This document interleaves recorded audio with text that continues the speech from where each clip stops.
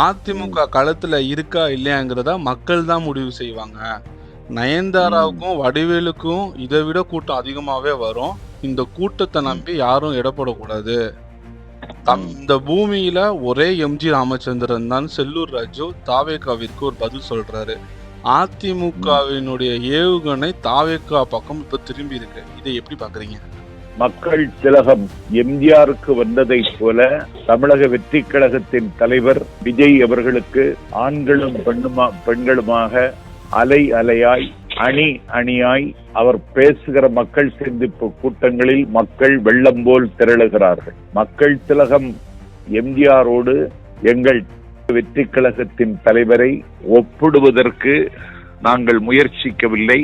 அப்படி ஒரு நோக்கமும் எங்களுக்கு இல்லை. ஆனால் மக்கள் திலகம் எம்ஜிஆருக்கு வராத ஒரு வாலிப சேனை தமிழகத்தின் வெற்றி கழகத்தின் தலைவர் விஜய் அவர்களுக்கு இன்றைக்கு வசமாகி இருக்கிறது என்பதை செல்லூர் ராஜ் அவர்களின் மேலான கவனத்திற்கு நான் கொண்டு வருகிறேன். நயன்தாராவோடும் வடிவேலுவோடும் விஜயை செல்லூர் ராஜு ஒப்பிடுவது அவருடைய ஆத்திரத்தை வெளிப்படுத்துகிறதே தவிர வேறொன்றும் இல்லை.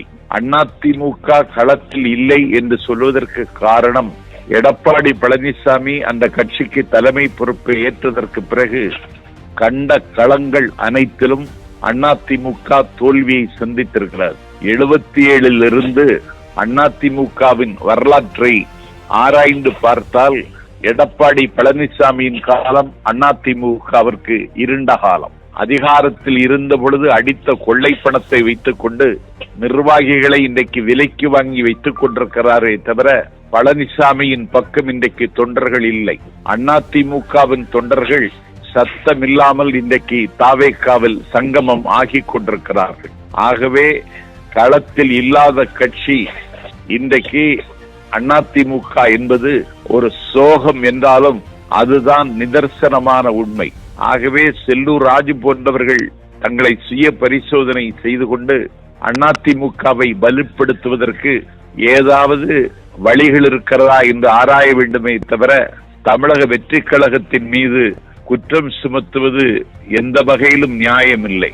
ஆகவே அதிமுக களைத்திருக்கிறது, இழைத்திருக்கிறது. அது தன்னுடைய இருப்பை தொலைத்துக் கொண்டு வருகிறது.